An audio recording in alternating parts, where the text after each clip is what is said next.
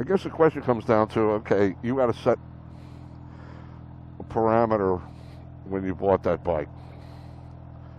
Would you still buy the bike?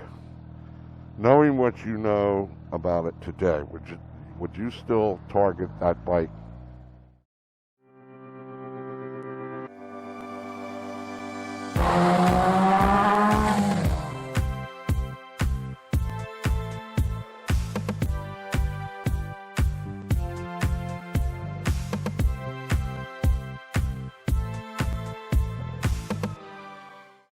And my answer is yes. Definitely yes.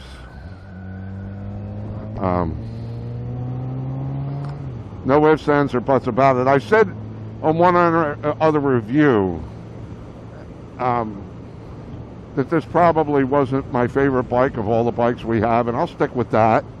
I'm going to be in the mood to ride this thing. And if my mood says that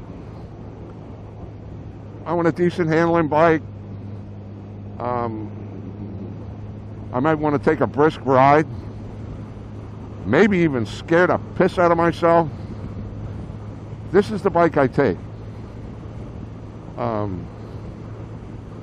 So that's saying it. Most of the time I don't want all that. I just want to relax. I want to follow SJ around, and I'm good with that. But every once in a while, the young punk pops out of me, and this then becomes the bike of choice.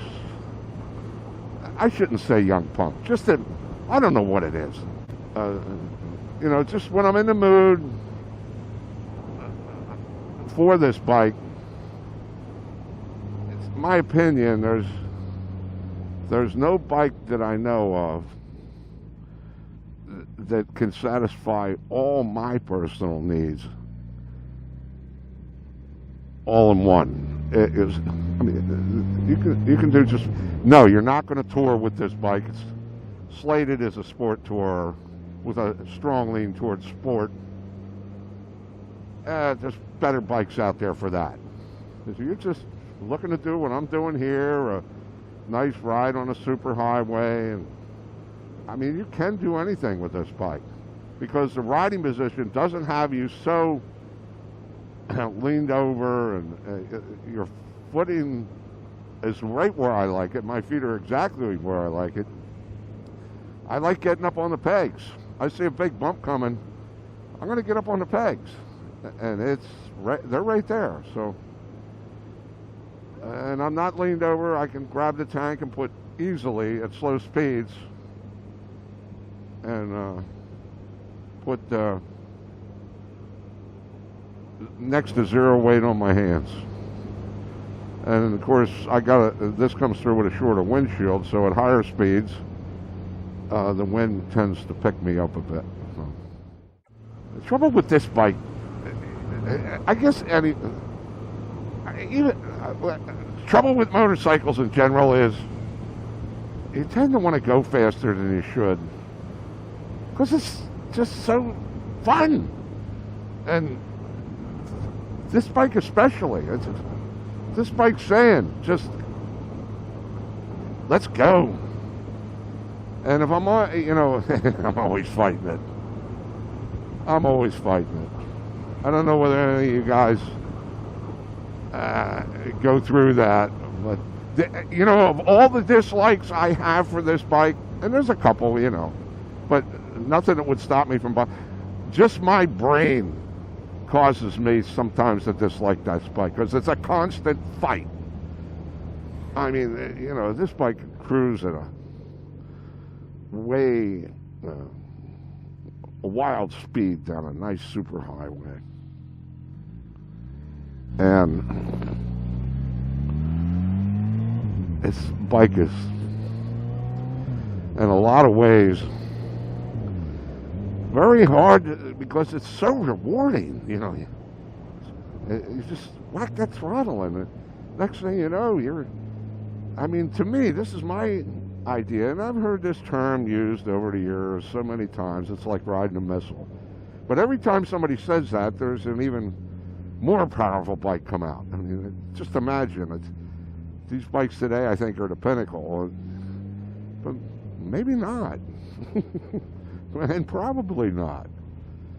It's, you know, I've heard bikes, the original H2 Kawasaki triple, the 500s Kawasaki triples, I mean, they were considered, you know, widowmakers back in the day, and you know, how can they go much faster? I guess, and the bikes are just, I mean, I can remember, you know, when 100 horse on a dyno at the rear wheel, oh God, that was horrific. You know, and a CBX back in the day, I remember could get that done, you know, with a little bit of, you know, tuning and work, maybe cams, but some guys get some ridiculous rear wheel horsepower out of just the straight H2s and stuff. 330, 350 horse, on up, you know, just H2s, playing with the blower drives and, you know, tuning and all that, you know. I don't know how far they go with them. That, to me, I just can't wrap my hands around that kind of power to weight. But this is plenty for me. Plenty. Way plenty.